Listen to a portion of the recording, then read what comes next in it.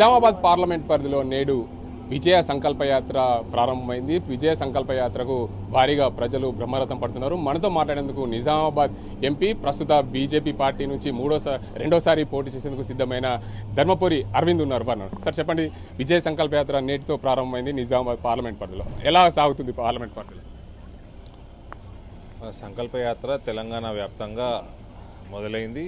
ఈ 3 రోజులు నిజామాబాద్ పార్లమెంట్లో కొనసాగుతుంది. నిన్న జగిత్యాలు, కొరుట్ల, మెట్పల్లిలో మీటింగులు భారీ సక్సెస్ అయినాయి. భారీ సంఖ్యలో ప్రజలు పాల్గొన్నారు. భారతీయ జనతా పార్టీ నరేంద్ర మోడీ గారి గాలి వీస్తూ ఉంది దేశవ్యాప్తంగా. నిజామాబాద్ పార్లమెంట్లో కూడా అదే పరిస్థితి ఉంది. కాబట్టి ఇక్కడ రానున్న మళ్ళీ ప్రభుత్వం, ఎన్డీఏ ప్రభుత్వం, బీజేపీకి, ఎన్డీఏకి 400 సీట్లు దాటే అవకాశం కనబడుతూ ఉంది. మోడీ గారు మళ్ళీ తప్పకుండా ప్రధానమంత్రి అవుతారు. కాబట్టి వేరే ఏ పార్టీకి, కాంగ్రెస్కి వేసినా దేనికి వేసినా కూడా వేస్ట్ ఆఫ్ ఓట్ అని ప్రజలు భావిస్తూ ఉన్నారు. ప్రధానమంత్రి మోడీ గారు అవుతున్నట్టు కుల్లా కనబడుతున్నప్పుడు మనకి ప్రయోజనాలు కేంద్ర ప్రభుత్వంతో రావాల్సినవన్నీ ఇక్కడ రావాలంటే బీజేపీకి మళ్ళీ ఓటేయాలన్నది ప్రజలలో ఒక విశ్వాసం. మీతో పాటు ఇతర పార్టీల నుంచి పోటీ చేసేందుకు సిద్ధమైన నేతలు మొన్న బోధనలో ఒక కామెంట్ చేశారు.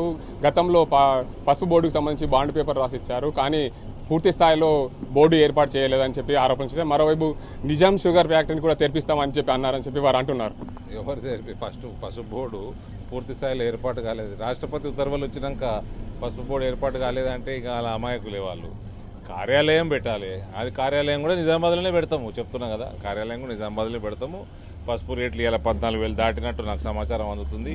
గత 15 సంవత్సరాలుగా మీరు చేయలేని పని, కేసీఆర్ చేయలేని పని నరేంద్ర మోడీ గారి నాయకత్వంలో మేము ఇక్కడ కష్టపడి చేసినాము. ఎగుమతులు పెంచినాము. పసుపు విస్తీర్ణత కూడా కాంగ్రెస్ వాళ్ళకి చెప్తున్నా, ఓకే గుడ్డోళ్ళ లెక్క మాట్లాడకూరి. పసుపు విస్తీర్ణత కూడా 1,50,000 ఎకరాలు పెరిగింది లాస్ట్ 4 ఇయర్స్లో దేశంలో. ఇక్కడ మీరు ఉపాధి కల్పించుకోలేకపోయి గల్ఫ్ వలసలు బాగా పెరిగిపోయి ఇక్కడ లేబర్ కాస్ట్ మహారాష్ట్ర కంటే 3 ఇంతలు ఎక్కువ ఉంది. పసుపుకి ఎక్కువ మనుషులు అవసరము. మనుషుల వాళ్ళు పర్సనల్గా పని చేసుకోవాలి కాబట్టి లేబర్ కాస్ట్ ఇక్కడ 3 ఇంతలు ఎక్కువైంది. అది ఇక్కడ పసుపు రైతులు తెలంగాణ వాళ్ళు ఇబ్బంది పడుతూ ఉన్నారు. పెట్టుబడి ఎక్కువైతున్నది వాళ్ళకి. దేశవ్యాప్తంగా విస్తీర్ణత పెరిగింది. ఇవాళ 15 సంవత్సరాల నుంచి లేని రేట్లు ఇవాళ వస్తున్నాయి. అంటే ఇది నరేంద్ర మోడీ ప్రభుత్వం వల్ల, వాళ్ళు తీసుకున్న నిర్ణయాల వల్ల ఈ రకంగా పెరుగుతూ ఉన్నాయి. ఇక నిజాం షుగర్ ఫ్యాక్టరీకి మేము తెరిపిస్తామని ఎక్కడన్నా చూపెట్టండి. ఒకటి మీకు చేతగాకపోతే 66 ఫ్యాక్టరీలు, నిజాం షుగర్ ఫ్యాక్టరీ లాంటి 66 ఫ్యాక్టరీలు, మూతపడ్డ ఫ్యాక్టరీలు నరేంద్ర మోడీ లోకల్ ప్రభుత్వాలు, కర్ణాటక, ఉత్తరప్రదేశ్, మహారాష్ట్ర లాంటి రాష్ట్రాలలో బీజేపీ ప్రభుత్వాలు ఉన్నాయి కాబట్టి 2 ప్రభుత్వాలు కలిసి తెరిచినాయి 66. ఇక్కడ ప్రభుత్వం పండుకుంటే మనం ఏం చేస్తాం చెప్పండి. ఇప్పుడు కాంగ్రెస్ వాళ్ళు కూడా ఈ పనికి వల్ల విమర్శలు బంద్ చేసి మోడీ గారి దగ్గరికి పోయేసి మీరే మా చెరుకు రైతులకు దిక్కు అని అడుక్కోండి. మోడీ గారు ఇక్కడ కూడా తెరుస్తారు. కానీ మీరు అడగకుండా ఎట్లా తెరుస్తారండి? మీకేమో రాజకీయాలు చేయాలనే, మీరు రాజకీయాలు చేయాలనే. మీ కాంగ్రెస్ వాళ్ళు మీ 6 గ్యారెంటీల పరిస్థితి ఏంది? మీ చక్కెర ఫ్యాక్టరీలు తెరిపిస్తా అన్నారు. కమిటీ వేసుడు ఏంటంటే ఎన్నిసార్లు వేస్తారు కమిటీ? రాజశేఖర రెడ్డి ముఖ్యమంత్రి ఉన్నప్పుడు కూడా కమిటీ వేసిండు, తీసుకుపోయి బుట్ట దాఖలు చేశారు కమిటీ రిపోర్ట్ని.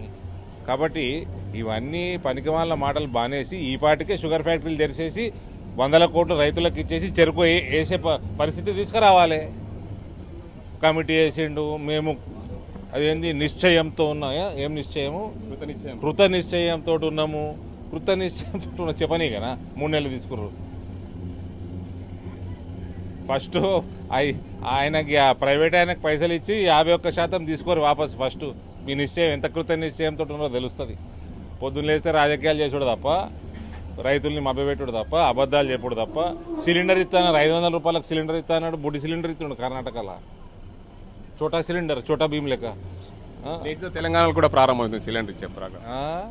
ఈ రోజు నుంచి తెలంగాణలో కూడా ప్రారంభమైంది. అది ఎలా ఉండబోతుంది అంటే 500కే సిలిండర్.